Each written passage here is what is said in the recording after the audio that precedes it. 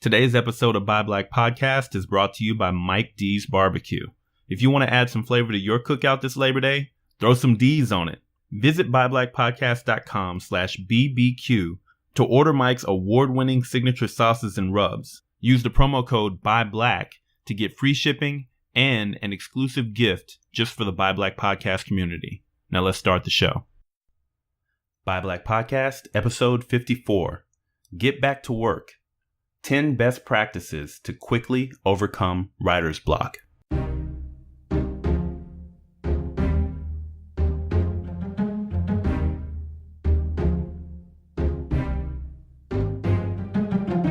Welcome to Buy Black, the voice of black business. The only podcast that provides free marketing for growing black companies, education for budding entrepreneurs, and a reliable place for consumers to find and spend money in quality black-owned businesses. I'm your host, Gerald Jones, and if you learned something from this episode, be sure to subscribe and leave us a rating or review on iTunes. Ready? Let's get to work. Everybody, welcome back to Buy Black Podcast, the voice of black business. Your only podcast dedicated to helping you find and connect with black-owned businesses.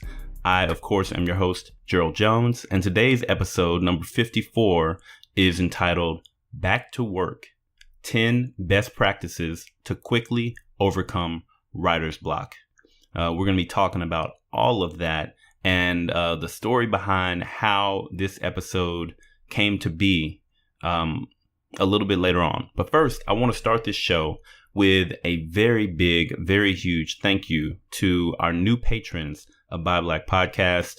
Yes, we set up the Patreon page. If you've been listening to the show for the last few weeks, you can find us at patreon.com/buyblackpodcast. That's patreon.com/buyblackpodcast. If you want to become a patron of the show, gotta shout out our first patron, LaJelica. She hit us with the $10 recurring donation every month to support Buy Black Podcast. LaJelica, thank you so much for being out there. And if I am not mistaken, also congratulations and congratulations again. I think I know what I saw on social media.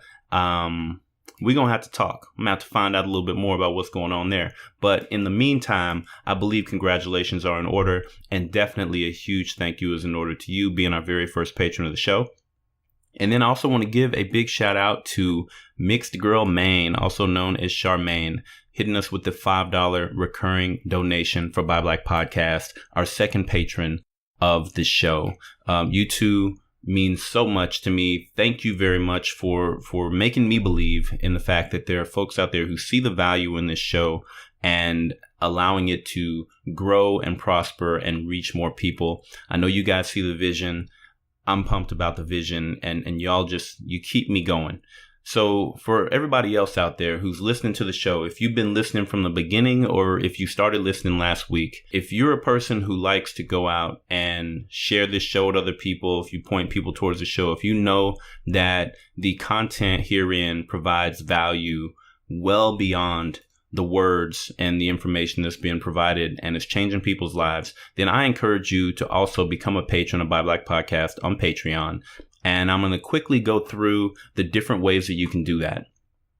So when you go to our Patreon page, you'll see that there are 5 different tiers that you can come in as a patron. You can donate $1 a month, $3 a month, $5 a month, $10 a month, or $25 a month to the show. And your donations are going towards my fund to be able to hire someone to do the editing and the show notes for this podcast. So once I reach a certain number of patrons, I think I have it set at 100 patrons for the show, I'm going to actually hire out the editing and the show notes so that I can focus on finding more businesses to support, bringing more interviews in, and likely increasing the number of episodes that we can put out every week from 1 to 3, since I won't have the time that I have to put in for doing the editing. So that's where these donations are going to go. But looking at the options here, you can do a $1 donation. When you do that, Basically, when we have our question and answer episode every month, you will get a shout out in that episode for your $1 donation. For $3 donations, you will get that monthly shout out, and then you'll also get a personal thank you message from me. If you decide that you want to donate $5 a month, then you're going to get those things, but then you also get access to exclusive original content that is only available to members who are patrons of the show. Just started that new content. It's called Drive Time Talk. And basically what I'm going to do, what I have been doing is as I am on my way to work in the morning or on the way home from work in the afternoon, I just set up my phone up on a phone stand that's kind of stuck to my windshield, and I just press record and I just start talking about whatever thoughts it is that have been going through my head. It may be business related. It may be productivity related. It may just be, what I'm feeling for the day. But I'm just going to start doing these Drive Time Talk episodes and then putting them unlisted on YouTube and then linking them to Patreon. But they'll only be available to members who pledge $5 or more per month. All right. Above the $5 a month, you have the $10 a month, which is We Family. And with that, not only will you get that exclusive original content, but then you'll also get some behind the scenes, some bloopers. You get to see a little bit about my process and how I put together the episodes. You'll get to see the outlines that I put together for things like this episode or the blog post, things like that. So you'll get to see a little bit of the process because, family always sees behind the scenes. They see the good, bad, and the ugly. So you donate $10 per month, you're going to get access to that. And then the highest tier is $25 or more per month.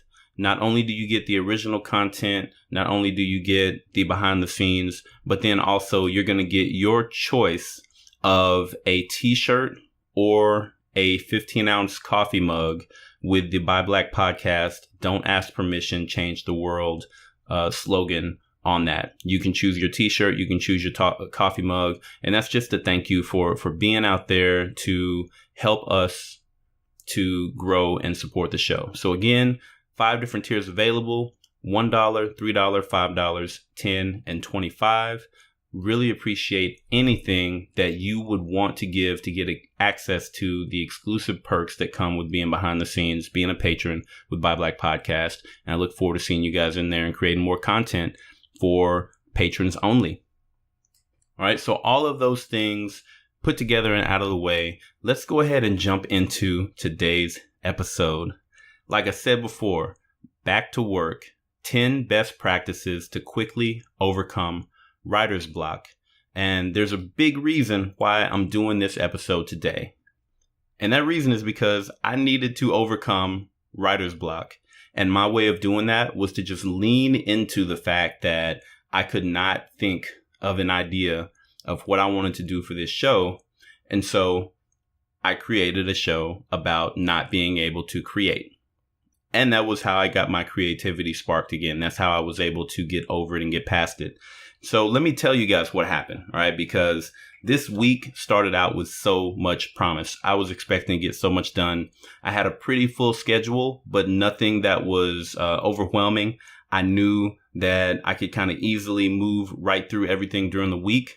And then I knew I had a long weekend coming up. I had Saturday, I had Sunday, and Monday, and I was going to do 2 podcast episodes this weekend, produce those, put them out for you guys. And then I was going to use all of Monday to start building new content for a different product that I'm putting together.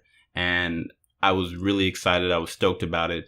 And then the other great thing that I was really excited about is that I knew on Saturday I had an appointment and I was going to have a tech coming out to the house who was going to be upgrading my internet. Going from, I think we had 40 megabytes per second speed that we were paying for, and we were getting it all the way up to 1 gigabyte per second speed, right? So I was going for the top tier, fastest internet, and really setting us up as a platform to make sure that I was able to give you the highest quality content, whether it be audio or video or whatever. I wanted to have internet fast enough that even though my family does a whole bunch of stuff because we don't have cable, so everything is streaming. The kids are streaming on their, what are those things called? The tablets that they have. My wife is streaming on her laptop. And usually all of that stuff is going on while I'm recording episodes down here and doing things on Skype and everything like that. So I just wanted to make sure, hey, no matter who's doing what in the house, I will be able to get you guys the highest quality content. So faster internet. So I knew all this stuff was going down, and I was hyped because I knew that I was going to be able to, this was just going to be a great weekend. Anyway, it didn't go down like that. And I'm going to walk you guys through exactly what happened to me. All right. I don't know if anybody else has this kind of luck, but I do every single time. All right. So Saturday morning happens. The tech comes out. He comes in the house. He goes over. He switches out my modem because you know how they get you. Oh, the modem you've got, it's cool, but it won't actually handle 1 gig speed. You need this top of the line modem. But don't worry, we'll go ahead and add that to your bill, right? So, I fall for it. He didn't do it, right? This was the person on the phone. But I fall for it. They're coming in. He replaces my modem. He checks the speed. He's like, oh, man, I'm getting 800 megabytes per second right here. You're good. I'm like, oh, man, that's golden, right? So he sets it up. He leaves. I go and check the internet speed. Sure enough, I'm getting, almost 800 megabytes per second speed, which, it ain't exactly a gig, but who's going to complain about 800 megabytes per second, right? It's almost impossible to actually make that gig happen. So I'm really, really happy about this internet. But now that I have a new modem, I've got to set up all my other devices to the new Wi-Fi. So I go about the process of doing that. And then when I get to my office, I've got a Wi-Fi range extender that I use to reach my office because my office is on the opposite side of the house from our modem. And again, I want to make sure I give you guys a good connection. So I just got a range extender to make sure that the internet at my computer was fast enough to be able to create the show.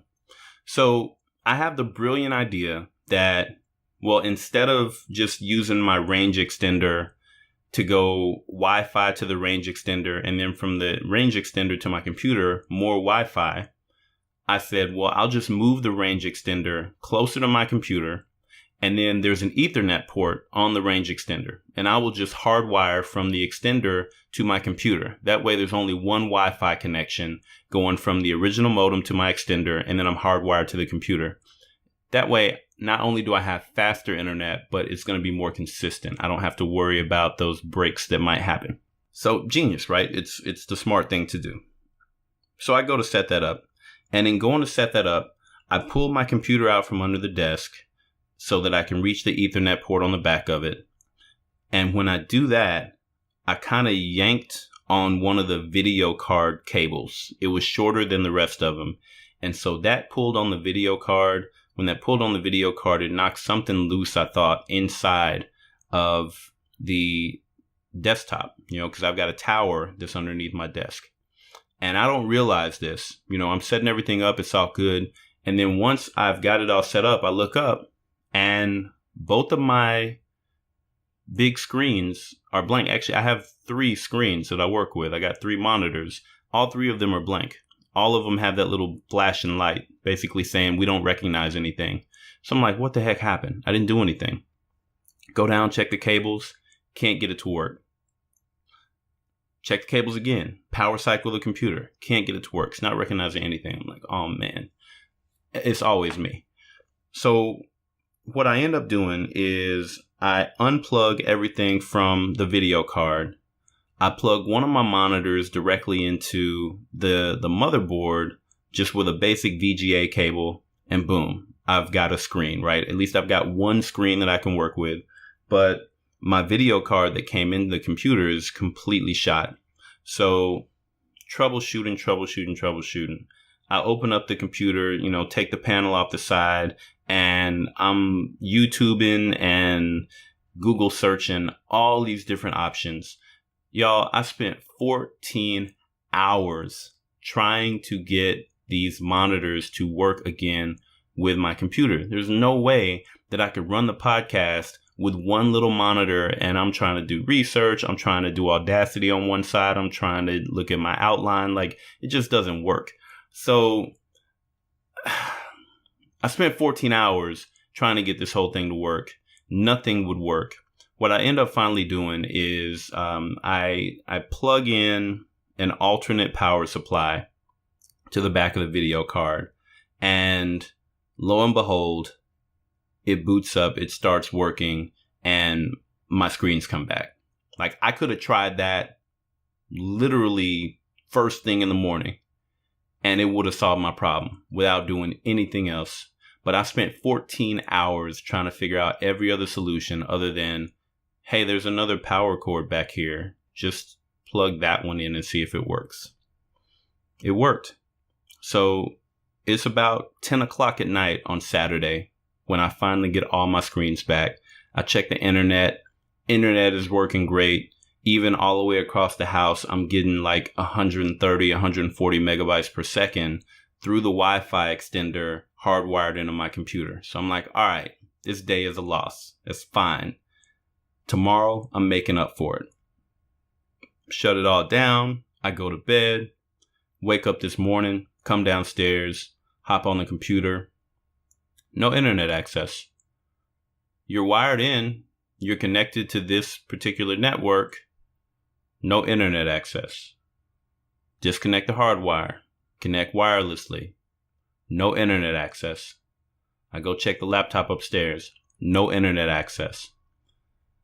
I'm looking at this brand new modem. Says all the lights are green. Says I have internet access.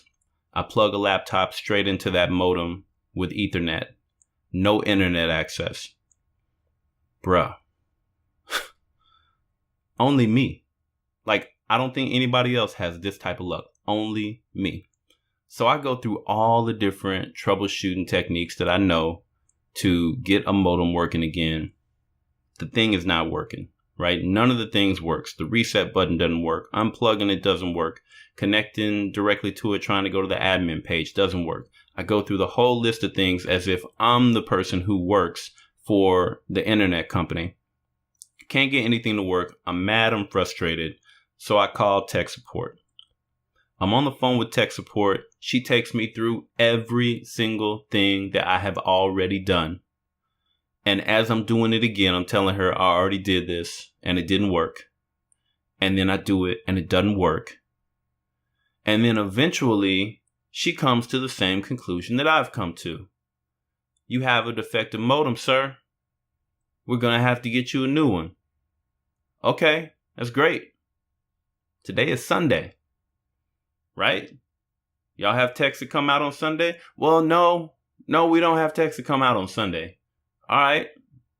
You told me I need to go to one of your stores to exchange this thing out. Are y'all stores open on Sunday? No. Nope, stores aren't open on Sunday. And you know, tomorrow's Labor Day. I said it is, isn't it? Mm-hmm. Yep, tomorrow's Labor Day, isn't it? Y'all not going to be open on Labor Day, are you? No, it's going to be Tuesday. All right. Yep, it's Sunday morning. I just had my super fast internet installed yesterday and then lost a whole day because of my stupidity.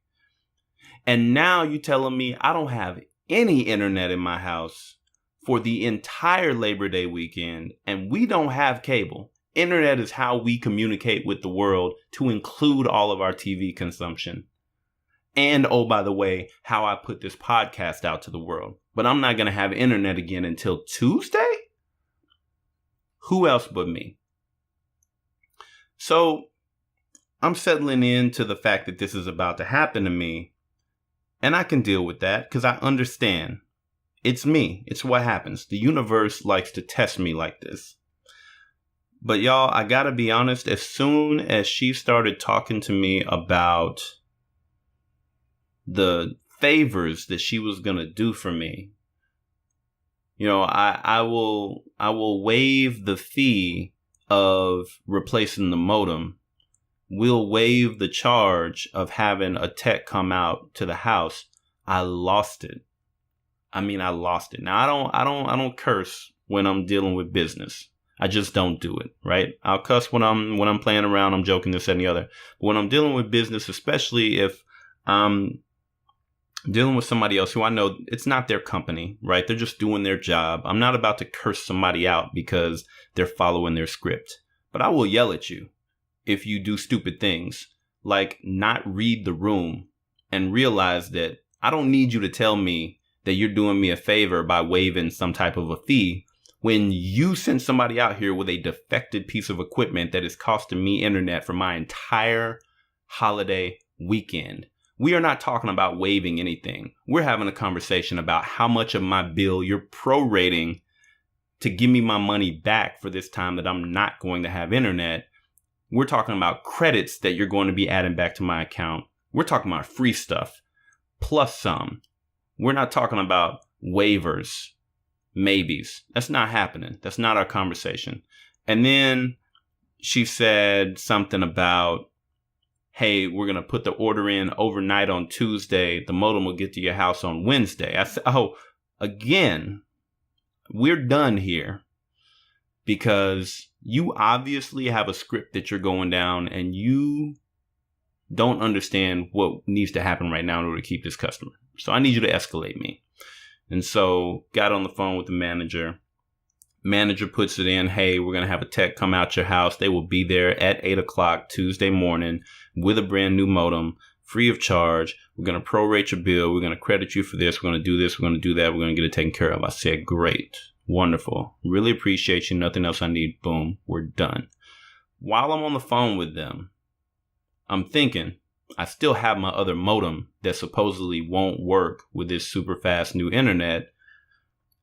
I'm not going the whole weekend without internet. So as I'm on the phone with her, I'm finding the other modem that I've already put into my box of old modems. I got like 15 of them in there from the last 15 moves that we've done to different houses. Pull out the modem, get the power cord, take it downstairs, unplug their crappy new modem, put my great old modem back in there, test the internet. Boom, I got internet. Test the speed. It's still at 800 megabytes per second through that modem. I didn't need a new modem. So I'm like, all right, I still got my internet. This is just a defective piece of equipment. I'm not losing my weekend. It's fine. They're going to credit me my money. That's fine. Dude's coming in to give me the brand new modem. That's fine. If I don't like it, I'll just replace it with this one. I won't tell him anything else. We all good, right? Everything is great at this point. It's Sunday morning. It's probably about 10:30 at this point. And now I've got my internet back. It's super fast. It's super reliable. I am ready to get to work. I've lost a little bit of time, but I can make this happen. And then I realized something. I'm not in any emotional state to create. I'm so frustrated. I'm so mentally tired that all that motivation I had to create the content that I had in store for you guys is gone. I can't even remember what was on my mind. I can't even remember where I was want to go with the episodes. It's gone, right?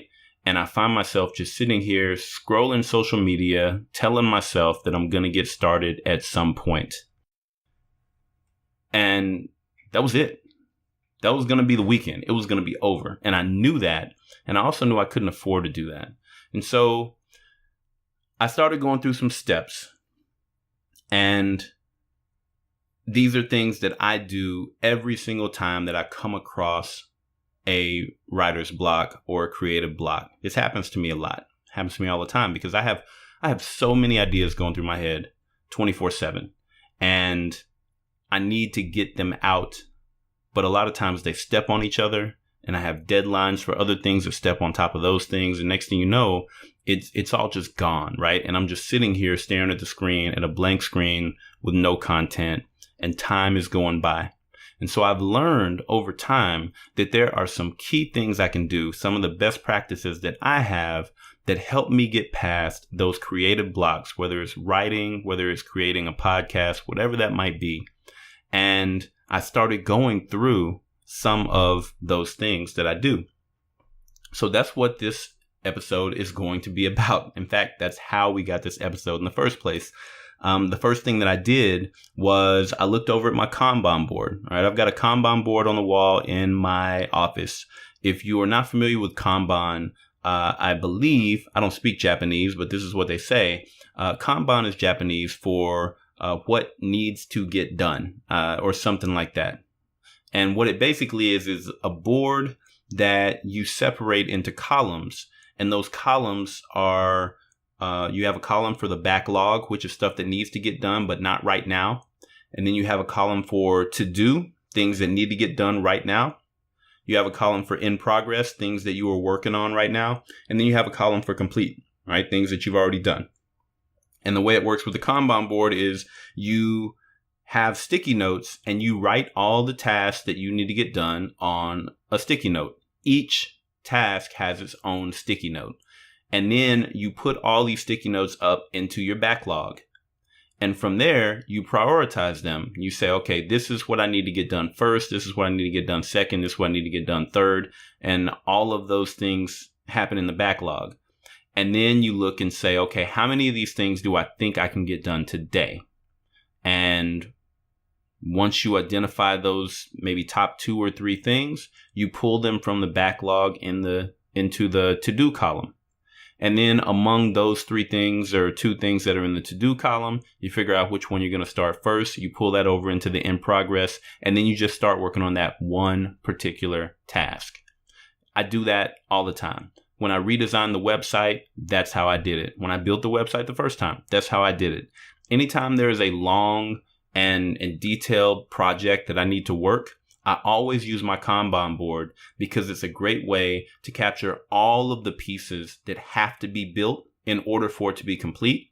And then it's also a great way to organize the work and say, it's okay for me not to work on this piece now because it's not as important as doing this piece. And you can organize, prioritize, and you can make sure that you're hitting every step of your project along the way without missing any pieces. It is so great. So I always lean on the Kanban board. So I did that. And the very first task that I wrote down for today was publish podcast episode number 54. And I didn't have a subject for it. So I was like, well, just do this one on writer's block, right? Just, ways to get over writer's block. I just wrote that on the sticky note, threw it up on the board. And then I threw up the 3 or 4 more other things that I needed to get done. And then I went over to my Kanban board and I said, all right, so get started with the writer's block episode. And then I started writing the outline, right? So that's how we got this episode. I was having writer's block. I needed to get over my writer's block. So I decided to create a piece of content about getting over writer's block so I could get over my writer's block. I do meta stuff around here, y'all. I don't know if you recognize that. We'll be back to finish the show after this short commercial break.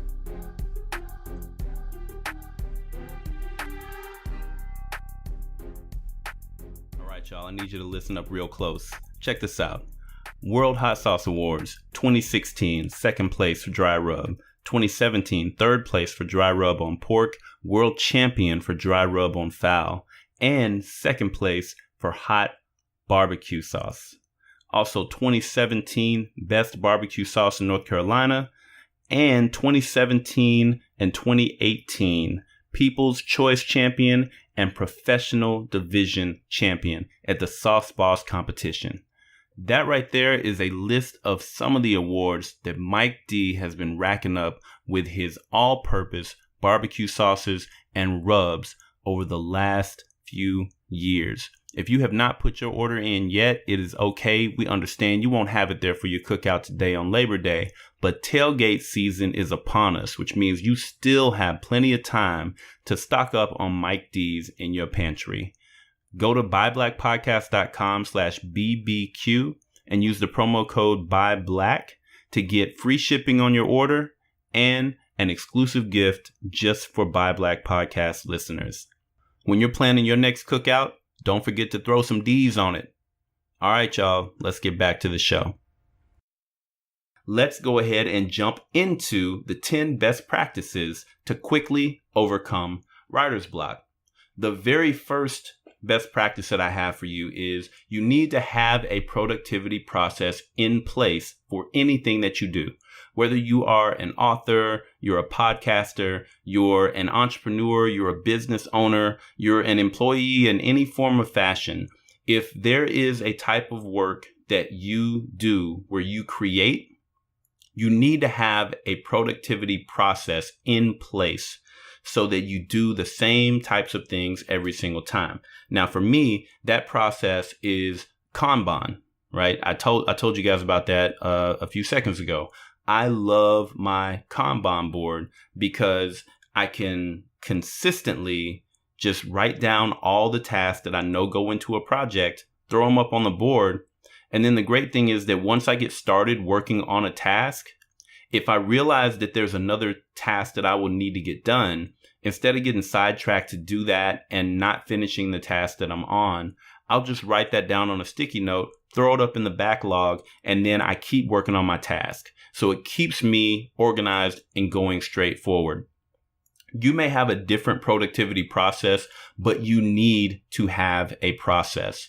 That proactive step of already having a process in place is so helpful, because when you come across a creative block or writer's block, you can just turn to your process and start going through your steps and breaking them down, and then finding a way to just get rolling, because you get that muscle memory of knowing that you do the same kind of process every time. And a lot of times it'll get the juices flowing, right? So that's step number one. Tip number two, crowdsource ideas, inspiration, and content from other people. So I did that today. Anybody who follows me on Buy Black Podcast, or anybody who's a friend of mine, if you search me on Facebook, it is GW Jones II. You can find me on Facebook. Go ahead and friend me. You will see that I went in to my Facebook page and I just posed the question, what are some of the tricks that you use to get past writer's block? And then I had a lot of people who commented, and they gave me their things. I heard meditation. I heard go out for a drive. I heard just step away from it all. Had a lot of trending information that people were giving me. And then I had some really unique feedback that came in too. And so as I was writing my outline for this show, I was also engaging with those folks on their comments, and I was getting more insight and more thoughts about how to get over writer's block from them. So it really helped me to kind of stay focused on the topic at hand, but also not to get lost in my own brain, and to see that there are some commonalities between the way that I think, the way that other people think. And there's also some things that I don't do that other folks might do that I could include as feedback for you.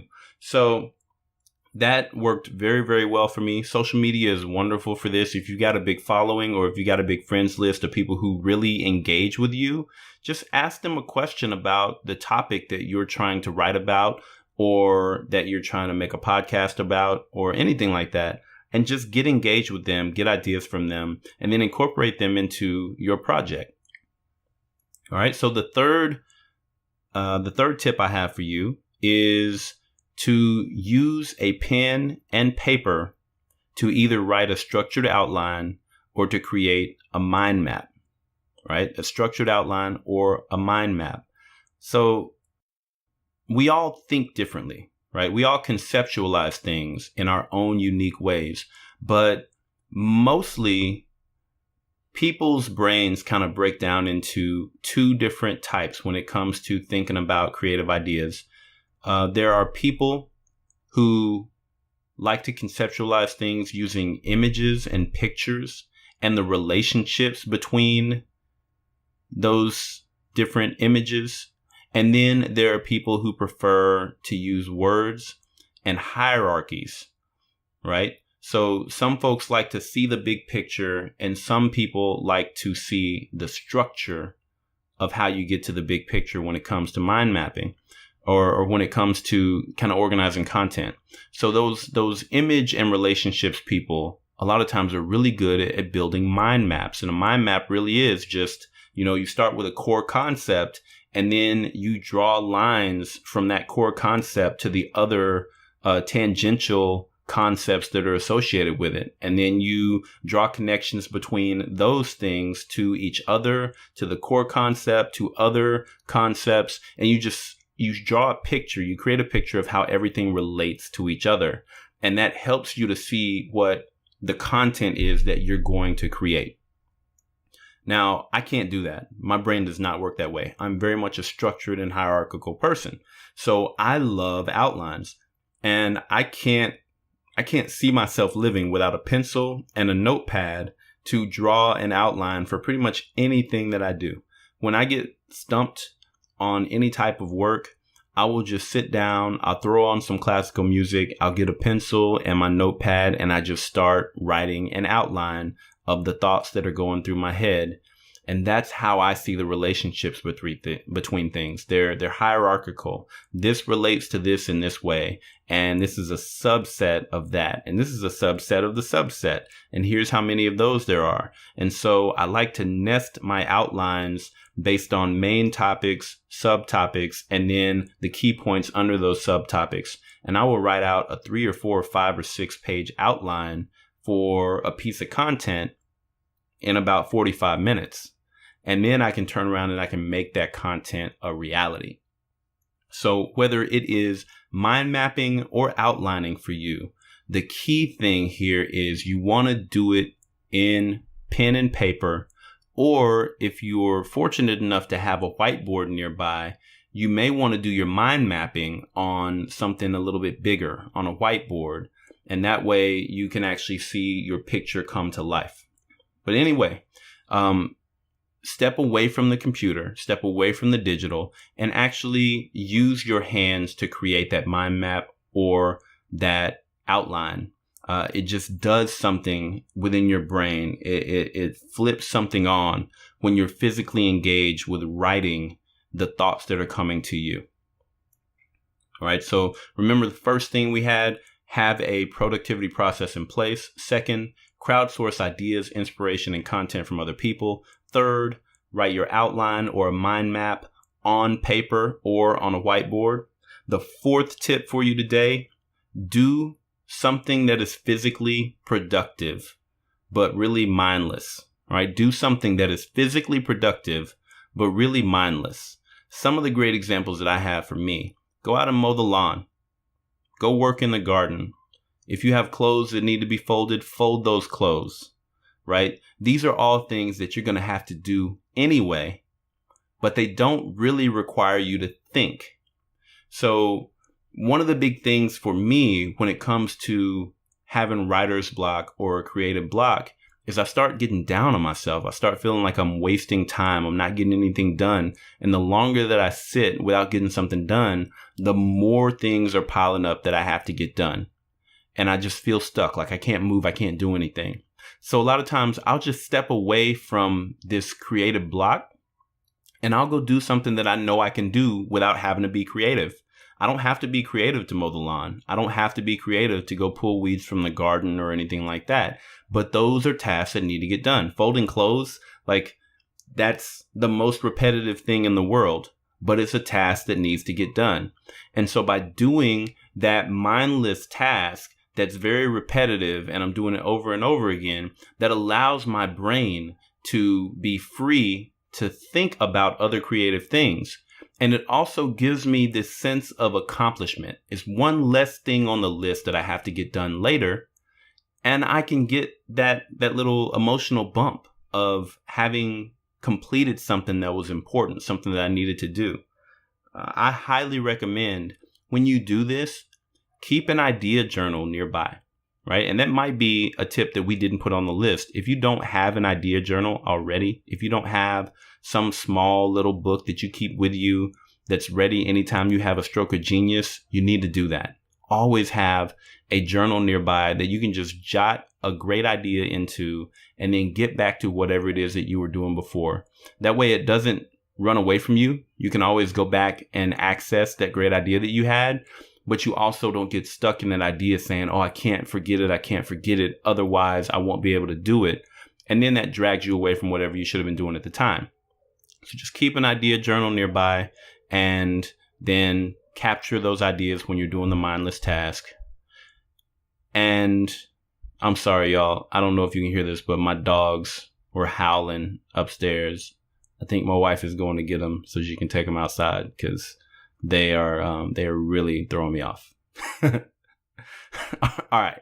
So back to it. Keep the idea journal, jot the ideas down, do your mindless task that needed to get done anyway, and get that emotional bump from accomplishment. The next thing, number 5, do something that is emotionally or spiritually fulfilling. So maybe it's not productivity that gets your juices flowing like mine. Maybe it is emotional inspiration. So I got an input on social media about meditation. Actually, several people said, I like to just sit down, I meditate, I pray, and I try to just get connected with the spirit before I do something creative. Or if I get stuck, I'll step away from it and I'll just meditate and just let my thoughts and my emotions connect with the universe around me. Now, I don't meditate well because my brain never stops thinking, but I can definitely see the value in this for somebody who does like to meditate or does like to pray. Another meditative thing that other people do is, take a ride through your city, take a ride through, the country. If you live out there, go on a walk, go on a jog, out in nature or through a park. And again, keep that idea journal nearby so that you can capture those brilliant thoughts when they come to you while you're out and you're just engaging with the universe. All right. So that is number 5. Number 4 was do something physically productive but mindless. Number 5, do something that is emotionally or spiritually fulfilling. Number 6, listen to a podcast. For me, listening to podcasts can do wonders for my creativity because I don't have all the answers, right? But podcasters, especially good podcasters, can draw inspiration out of you through listening to their episodes, especially if there's an interview show that you listen to where there are people who are creatives and they're coming together and they're talking about how they create things. It can just jar all of these different thoughts in you and ideas just start coming left and right. There's always something that comes out of that. And a really good thing about podcasts a lot of times is that you may even be able to get step-by-step instructions on how to accomplish a specific goal by listening to a podcast, which is great. I mean, somebody might make a podcast about, 10 steps for overcoming writer's block or something like that. And then you would be able to follow those steps and get over your creative or your writer's block. So it's a great thing about podcasts. Now, if you prefer to read, you can read a blog article that accomplishes the same thing. A lot of people love watching YouTube videos to accomplish those things. Those are great too. The thing that I love about podcasts is that you can listen to a podcast in a non-interference way. And what I mean by that is that most of the other things that I wrote down on this list, you can listen to a podcast while you're doing something else. If I'm out mowing the lawn, guess what? I'm listening to a podcast. If I'm working in the garden, I'm listening to a podcast. Folding clothes, I'm listening to a podcast. So it's a great way for you to fill the space that occurs when you're doing a mindless task with creative thoughts and creative input. So it's killing 2 birds with 1 stone. That's what I love about podcasts because you can't really read an article and do anything else. You definitely can't watch a video and do anything else. But with a podcast, you can do so many other things while you're listening and learning. And it's just a really great medium for sparking creativity. Best practice number 7. If you're having a problem with getting a task done, break it down into micro units. Now, what I do is I use my Kanban board, which I've now talked about twice, right?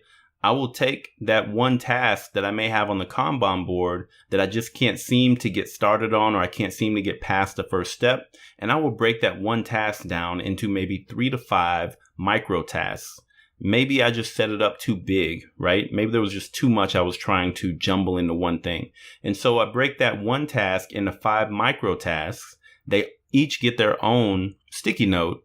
And then I do the exact same thing. I throw them up in the backlog. Actually, no, with those, I throw them right in the to-do.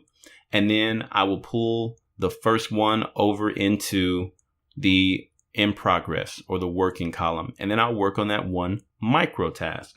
So that way you get a lot of small little wins along the way.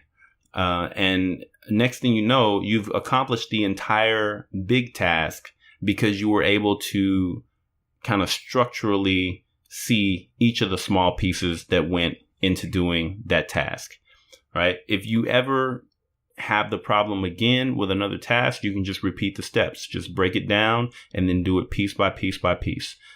Small progress is still progress. It's still something to celebrate. And the more that you get comfortable celebrating the small wins, the more likely you are to get those positive chemicals flowing through your body. You're feeling the positive emotions, and it's the positivity inside of us. It's the feelings of accomplishment inside of us to make us believe that we are creative, make us believe that we can create something great. And then it gets us past those blocks. So if you feel like you're stuck, go ahead and break it down, get yourself a bunch of small wins, and keep moving forward. All right. So best practice number 8. I'm going to let y'all know right now, this is not my best practice. This one actually came from one of my friends on Facebook, and that is do a quick workout. Now, this definitely works, right? This is kind of along the lines of doing something that is physically productive, but ultimately doesn't require a lot of brain power, right? Just do a quick workout at home, get the blood flowing, maybe jump over to the gym, do a quick 15 or 20 minute weight session. Just get those, get that adrenaline going, get your blood pumping, just get up and kind of get things moving. The only reason I say this is not for me is because I'm lazy. I just don't like working out. It has never really done anything for me. So when I do it, I'm pretty much done. Like when I come home from doing a workout, I am not about to start creating anything. I'm going to take a shower and then I'm going to lay down and I'm going to think, why did I do that? So for people who love to work out, for people who are athletically inclined, then doing a workout might just get the juices flowing for you. Hey, it ain't for me, but it's definitely a best practice. I've seen it from other people. I heard it today from multiple people who were on my timeline. But it's just not for me. But maybe it's a best practice for you. Maybe it'll work. All right. And then moving on to number 9. This one is definitely for me. This one works for me almost every time. Spend time with friends or family doing something fun and mentally engaging. And I'll say that one again. Spend time with friends or family doing something fun and mentally engaging. So in this one, you're stepping completely away from the creative problem. You're not trying to be more productive. You're not trying to jar anything loose. You're just letting it go for a short time. And you're intentionally distracting yourself with something else that's going to make you feel good. Now, here's why this works. Every time that I get to go and just spend some time with my friends and we're just talking with each other, you know, I've got great friends. I've got creative friends. I've got motivated friends. I've got entrepreneur friends. And so when we talk, we challenge each other, but we bounce ideas off of each other. And then we feed each other better ideas and things just start rolling. I mean, you can't imagine how valuable it is to be able to just spend time talking to somebody who is of like mind to you. It can really it can jar these things loose. Even if you're not trying to do it, it's just what naturally happens when you're around friends. Another great thing is with family. You know, I've got a bunch of small kids, 6, 8, 10 years old, and we love playing board games. So we'll go and we'll play Life, or we'll play Sorry, or we'll play, one of the games that we really enjoy. And in that time, while, you're strategizing how to win, or you're, whatever it is that you're doing, you're just engaging, you're having fun with the family. You're not thinking about how stuck you are on this thing that you just can't get over, right? You're replacing those negative vibes, those self-doubting vibes, with positive, motivated vibes. And that just kind of makes you feel more confident and more capable of being creative later on down the line, right? You're just getting out of that funk. And hey, if you were just sitting there looking at the screen and not really doing anything creative in the first place, you might as well step away, spend some time with the family. They'll enjoy it. And then step back to it with a fresh mind, with better emotions, and then jump in and start doing some work. So it's a really, really good tool that I have for overcoming writer's block or other types of creative blocks. And that brings us to our 10th and final best practice for overcoming writer's block. And that is write an article or do a podcast episode on how to overcome writer's block. That's right.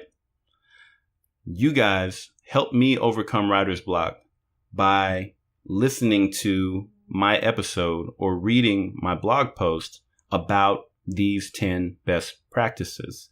I know I'm not the only person who runs across these things. If you're out there and you are in the world of entrepreneurship, or if you're any type of artist or creative, I know that you face these blocks down as well. So I wanted to share with you the ways that I move past them. So hopefully you will use some of these tips next time that you feel like you're stuck and you can keep creating and moving forward. All right. So, as I mentioned a little bit earlier, usually these types of creative blocks, they stem from negative self-emotions. It's self-doubt. It's low confidence. And it may not be like long-term low confidence or you're constantly doubting yourself. But right there in that moment, you just don't feel like you've got it inside of you. And it just makes that block get bigger and bigger and bigger. And so if you notice, most of the things on this list, they're all about replacing those negative emotions with positive emotions, replacing those feelings of self-doubt and low confidence with self-belief and high confidence. Now, that doesn't mean that's the only way to work it. The other method is to just lean into it. Lean into the fact that you are stuck and you are having a block. And whatever those emotions are, create something around those emotions. You're feeling them anyway. You're thinking about them anyway. Get them out, put them on paper, put them in a podcast, and then share that content with the world so that it can be an inspiration for someone else. And then also those negative feelings aren't stuck inside of you anymore. You've given them a home and they can go right on over there into their little home and they can be a tool for someone else to overcome their negative emotions about themselves, their self-doubt, their blocks. And now you're free to go back and create the original thing that you intended to create or something completely different. In any case, the block is gone.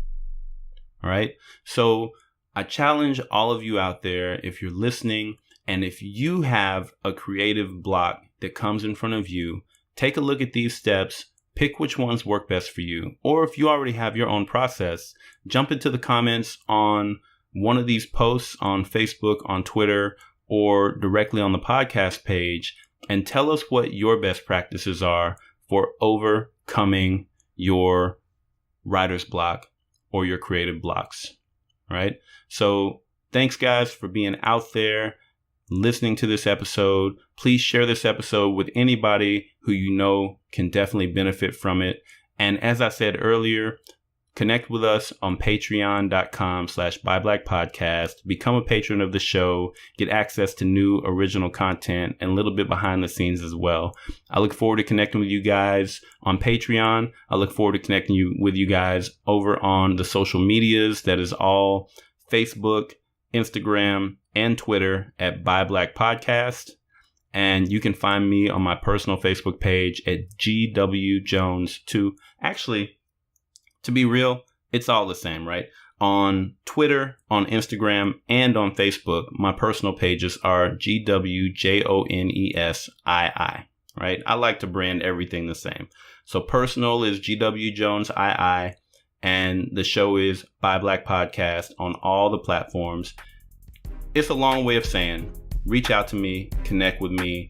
Let's work, let's talk, let's build, let's grow, let's create together. All right, that is it for this episode, guys. We will catch you next week. Want to show your support for Buy Black Podcast? Become a patron and get exclusive access to behind-the-scenes content and a shout out in our new question and answer monthly episode. Make your first donation by visiting patreon.com/buyblackpodcast and send your questions for the show to questions@buyblackpodcast.com. Talk to you soon.